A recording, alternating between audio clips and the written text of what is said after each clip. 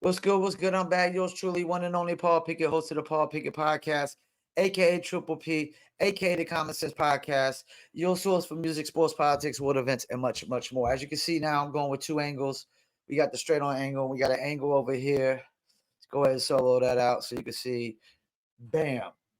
You know, today I'm going to react to tent cities in Chicago, and of course, Mayor Brandon Johnson's doubled down. Lightfoot was looking like a way better mayor than he has. Before we get into that, though, I'm going to give you a word from promopals.biz.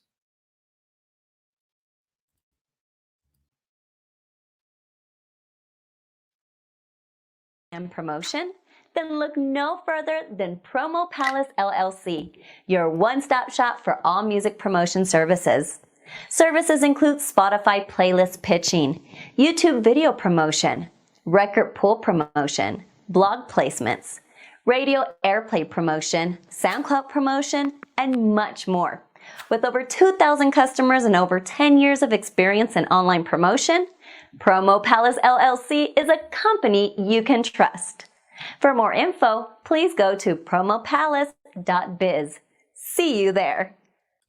That's right. You heard the beautiful lady online marketing promotions for your music product, brand, or service. Please go to promopals.biz. Get 15% off music promo at promopals.biz. Use coupon code Labor Day 2023. Use Labor Day 2023. All right. Let's get into it. Millionaire Morning Show, Tent City, Chicago, Mayor Brandon Johnson, and craziness. Why not? Listen, the one thing that I promise you that I'm going to do is I'm going to keep putting my foot on the necks of the people that are doing the worst things for our community. You keep talking about LeBron James and who's supposed to be getting lashes and all of that, and you're not even really paying attention to the problem. You over here getting finessed. You getting finessed. What's good? What's good, Baltimore Banks? I appreciate you. Thank you for holding me down, my friend. Let's see what's happening over in Chicago, shall we?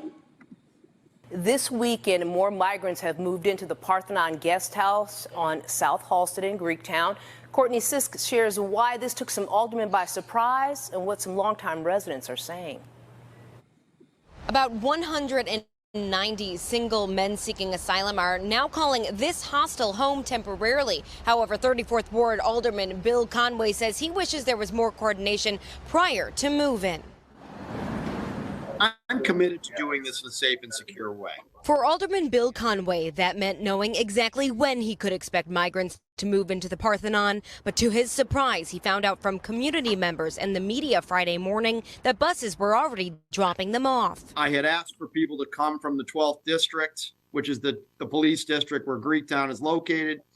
That request was denied, but I still don't know where the people are coming from. He says he reached out to the mayor's office to coordinate, but never heard back. 90 more moved in on Saturday. He's hoping for more collaboration on these efforts moving forward. We in the community, we want to help. I think it's great that our city is a place that is accepting of migrants and is helping them try and reach their dream, which is just to have a better life for their families. Greektown resident Connor Friedman. Let me stop for a second. You know what the problem is with this? People paint a false narrative. They're not migrants. They're illegal migrants. There's a difference. Migrants are people who come here legally. They are legal migrants. There's a difference. One follow the honest approach of, getting citizenship. The other went the dishonest approach. They can't vote. They won't pay taxes. They're illegal. It's not the same thing. We got to stop lying and painting false narratives, calling these people migrants when they all came here illegally. Migrants are my brother-in-law's parents who came here from the Philippines legally. Those are migrants. These are illegal migrants. It's different. says it's great the space on South Halsted is used to help, but he hopes for a more permanent solution. This is a great temporary solution, but obviously isn't sustainable. As for other longtime Greektown neighbors, I think the city has bigger problems, frankly. As someone who lives in the neighborhood, I'm more concerned about crime. Okay, so the guy says it's a temporary solution, it's not sustainable. Then why would you say it's a good thing?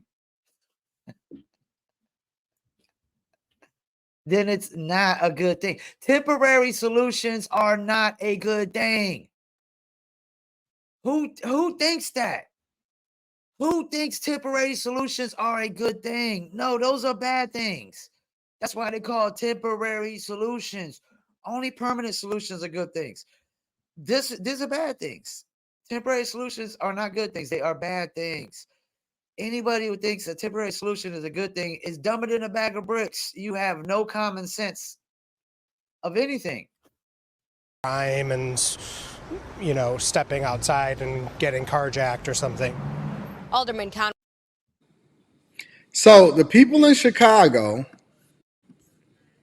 remember in the previous video that I showed you guys, the play was already Chicago. From the very beginning, I said, listen, man, look, I know you dropping me off over here in Arizona. I know you dipping off on me over here in San Diego. The weather is good over here, but the place seems to be Chicago. The place seems to be Chicago. Look, they're going to house us. They're going to feed us. They're going to take care of us. Listen, if you get evicted out. Yeah, the place seems to be the state that's going to give you all the welfare you want while you are illegal.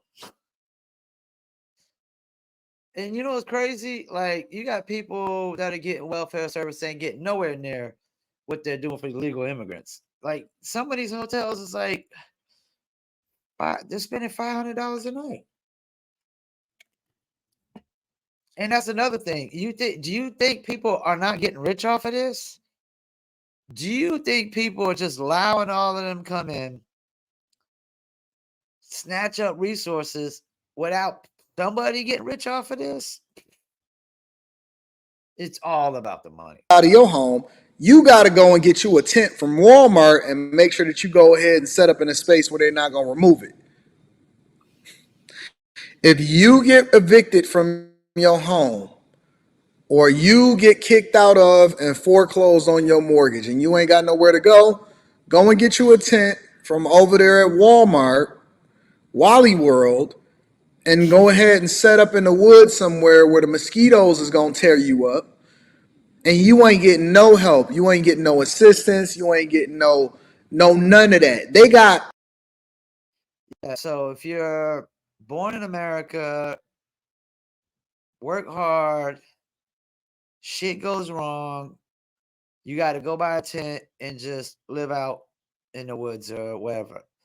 But if you're a legal immigrant, oh man, they're giving them motherfuckers PlayStations and Xboxes and shit. And it's not even just about money either. It's about votes. It's about votes. It's about all these Democrats, virtue signaling. Hey, we helped bring you in here. And actually, you didn't. Actually, you didn't help until they got bussed all the way to Chicago. You wasn't trying to help them down there in Arizona and Texas and New Mexico. You wasn't trying to give them free rent and board and food and Xboxes and free schooling and all this while they're still illegal down there. But as soon as they come to your liberal cities, it's all about votes. It's all about they're trying to legalize them, fast track the legalization. That's why they're trying to fast track their, work visas so they can get immigration status, get legalized, and then turn them into votes. It's all about votes. And the fact that there's companies that are getting rich off of this. And I guarantee Mayor Brandon Johnson is getting a percentage from these companies that are getting rich from this. Busloads of men coming into. And they would have you believe it's families. It's families. It's all families coming in, women, children, and whatnot. And busloads of men, that don't sound like families. A city near you. Ladies, y'all said that y'all wanted to divest yourselves against black men. Here you go. Here you go. They got busloads of men, hundreds at a time, getting dropped off, getting housing, clothing, food, shelter, healthcare, schooling. And Eric Adams says that, listen, this is what we do over here in these streets. Busloads. Busloads. Happening as though Chicago doesn't have already a $584 million budget deficit that ballooned roughly $500 million for what was projected to be just an $83 million budget deficit when Lori Lightfoot was in office. And not to mention, they already got a gang epidemic, and now they're bringing in narcos into Chicago. What do you think? You think they're not going to get involved in gangs epidemic stuff too? Narcos? I wouldn't be surprised if they try to fully take over Chicago. Because that's the thing.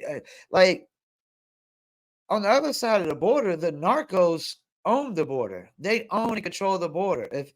Anybody who thinks the Mexican government controls the border on the Mexican side, well, they're dumbing in a bag of bricks. They're dumbing in a bag of bricks. They ain't had no common sense, common knowledge. Mexican government don't run shit because they're in bed with the narcos at this point. Narcos are making more money than the Mexican government will ever make. Narcos are making more money than the Mexican government will ever make and can pump into the economy and put through pockets. So yeah, you don't think they got narcos coming up through the border too? How else do you think they're distributing dope all through every state in the United States? By not having narcos in every single state? Honestly, it just begs the question because I just can't see it. I can't see it. I do not understand why they driving this country into a hellhole. I'm trying to understand what the bigger play is, and I'm gonna be honest with you, I don't know. And that's a good question. I think the bigger play is martial law, which is the final goal, which is the end goal for these elites that want to control the world. Is the only way they're going to be able to do it is under martial law. You think they're just going to be able to take away the First and the Second Amendments in America without implement martial law? That ain't going to work. That's civil war. And they don't want another civil war. Or do they? I don't know. Or do they? But I'm with Tim. Like, what is the ultimate goal? Because this is the thing. All this shit that they're doing doesn't really align with the plan of the elites to me. Like, this doesn't lead to total control. This division doesn't lead to total control. To me, it just leads to more division, more chaos. You got people shooting people over curly fries and hot Cheetos nowadays. Like, it's getting really mean in these streets. And then you see on here, cash bail ends the day. So one of the most gangster, crime-infested cities that has more shootings, more random people getting hit with strays, and more people get killed with gang violence than probably any other city. They decide, hey, cash bail ends today. These people, like, they want to unravel everything. And what is that? I mean, like, I'm with him, man. Like, this makes no sense. What is the ultimate goal here? To just let all this stupid, non-common sense, unsensible shit go on all at once? What the bigger play is yet. I'm trying to figure it out. And if I figured out what the bigger play is, would I even be able to say it publicly online? What is the bigger play? Why are they doing this? Why are they allowing for people to just walk into the country? Why are they allowing for no resources to be allocated towards the border and budgeting and making sure that they built these walls and that they fight the drug trafficking and they don't prevent people from just coming in. Why are they allocating billions upon billions and tens of billions of dollars, and it's going to balloon up into hundreds of billions of dollars to house and put people into these places? I don't know what the play is. I'm trying to figure it out. The most sensible thing would be votes. Votes to just try to have a, you know what I think it is? I think Democrats are starting to realize that Black America is waking up to their being bamboozled and swindled by the Democrats for so long. People have let the Democrats convince them that the political party that was predominantly made up of Confederate States Democrats, that started Jim Crow, that started the KKK, they started all these things. They're convinced that they did a 180 just because Democrats were in office during civil rights. Civil rights was going to pass no matter who was in office. Sometimes some of these things are about timing. And it was definitely long overdue for civil rights. It was going to pass more likely whoever was in office at that time. Well, you don't get to give Democrats the credit for voting in civil rights after they were the Confederate States. They started Jim Crow and they started the KKK. And they only did that for votes. Democrats, they act like they care about, Black people until they care about LGBTQ community a lot more. And they act like they care about the LGBTQ community until they care about Ukrainians a lot more. And then they act like they care about Ukrainians until they care about illegal immigrants, south of the border more from Venezuela and all these other. And what's crazy is Democrats are the ones pushing communism and socialism, and they act like they really care about these illegal immigrants coming from communist and socialist countries. Go figure. What a double standard. You're pushing communism and socialism, but you're the one who cares, about all these illegal immigrants. No, you just want their votes. You just want their votes. Because y'all pushing communism and socialism too. And that's the thing.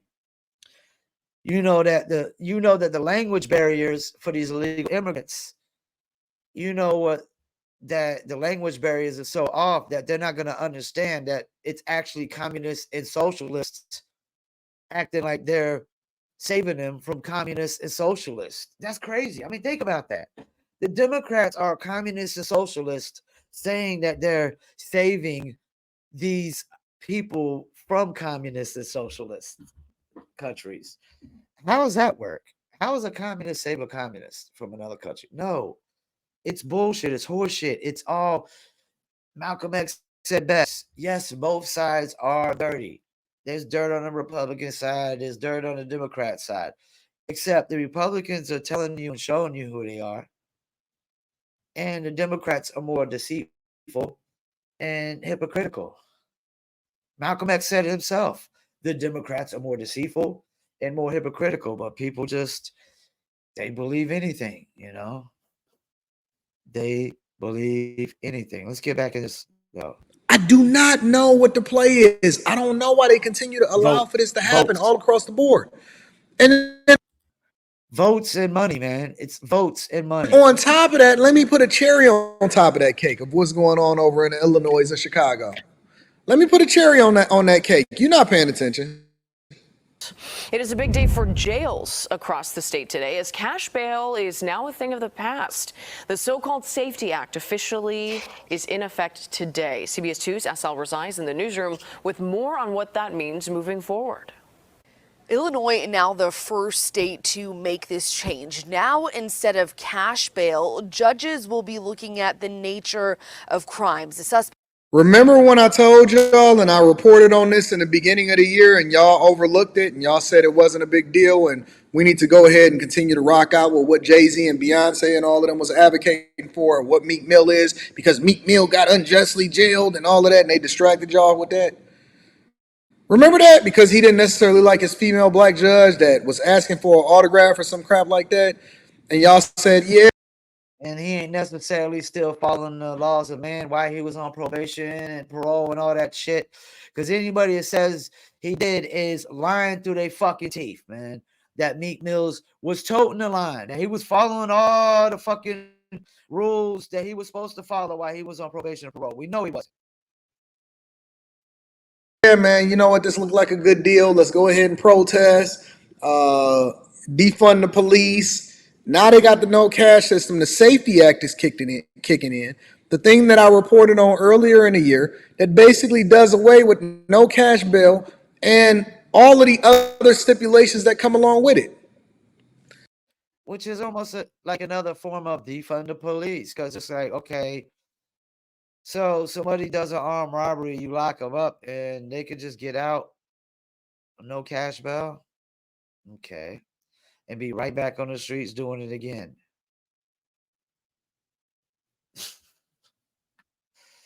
Yeah, what? No, I'm with him. What is the goal? What's the end all be all goal of just allowing anybody to do whatever the fuck they want to in this country?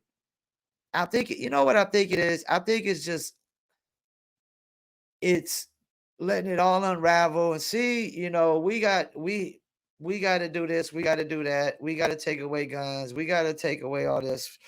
I really think it's like showing us that Sigmund Freud was correct, that most people are irrational. I agree with Sigmund Freud on that. Most people are irrational. Background and whether or not the suspect is too dangerous to be released. The change not coming without much debate and controversy, though. The Safety Act was supposed to go into effect at the beginning of the year, but things put on hold after prosecutors and sheriffs in 64 counties filed lawsuits claiming the law was unconstitutional. Then in July, the Illinois Supreme Court overturning a Kankakee judge's call and a 5-2 ruling, bringing us to today, cash bail officially a thing of the past. This morning, Cook County State's Attorney Kim Fox, joined by others. Wow, you see this. They celebrating that they're going to put out criminals back on the streets to victimize people over and over again. In front of the Leighton Criminal Courthouse, addressing the historic change. This bill, this law, was worked on in conjunction with advocates, victims' rights advocates, domestic violence advocates. Wait, hold up. I'm confused. Who's the victims here, the criminals or the people that they're preying on? I'm confused here. Those who have been impacted by this system, who have seen people who've been able to pay their way out of jail and cause harm. And at the forefront of the movement, every single time without fail. Every single time without fail. You got, if this is not a picture of what it is that we've really built in our society, I don't know. If you look at this picture right here, let's paint the picture for y'all real quickly. Black woman, 3 black men of all shades behind her, backing her up. Black woman aggressively pushing for, advocating for, and doing the thing that's not in the best interest of the people, with 3 black men, all different hues, all different colors, all different sizes, all different, I wouldn't call simps men, but let's keep shapes. Some got bald heads, some got, a head full of hair. All of them are dressed up. All of them are backing and standing behind a black woman that is advocating for the thing that is the worst thing for you in your cities and in your country. If this is not a model, literally the face of what we're dealing with in the nation right now. Listen, I could not have planned this any better. I could not have planned this any better. This was not intentional. I did not know that I was going to stop the video at this particular point. I don't do this much research. This is literally the face of Chicago right now.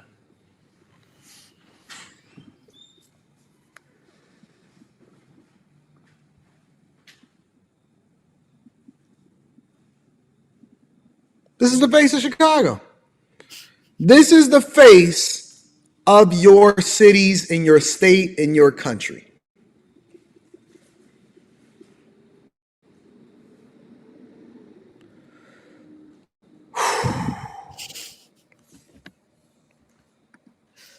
This effort to detain those who pose a real threat to our public, rather than detain those who are simply poor, is the right thing to do.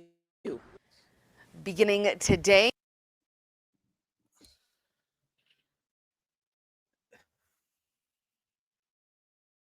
This idea that everybody that steals things only steals things because they're poor is horse shit. It's bullshit. Some people steal because they like to fucking steal. It's a rush to them. And if you're not stealing things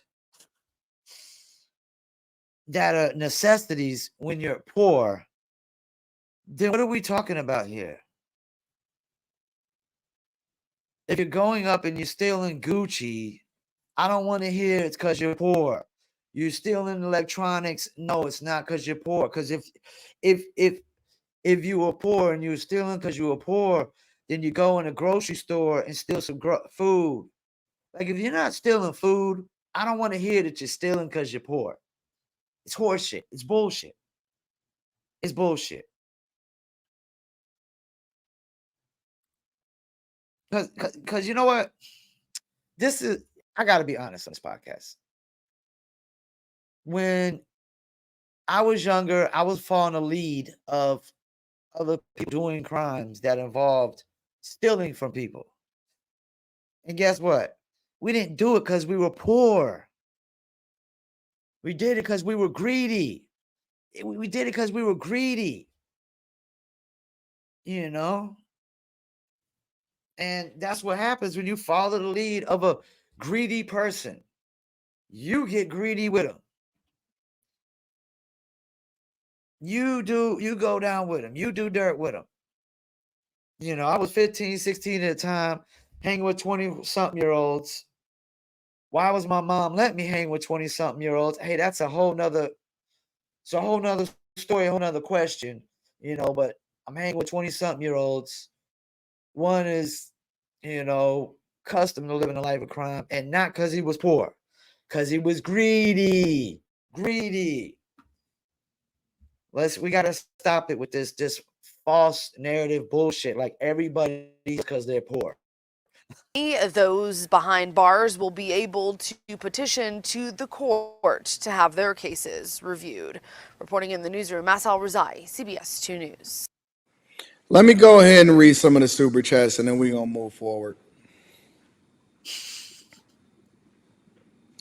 It take a lot of energy, and it take a lot out of me to even continue to do these stories day in and day out sometimes, because, you know, I have to mix it in. I got to mix in the positive with the negative, but we're going to go all the way in today.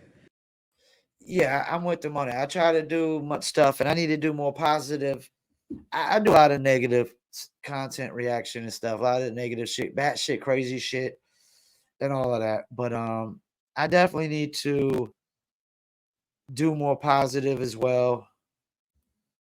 You know, definitely need to do more positive as well. But yeah, like Chicago, it's just Chicago's a depressing place, even if you don't live there. It's like sad to see that as long as I've been living, nobody has had any real solution for Chicago.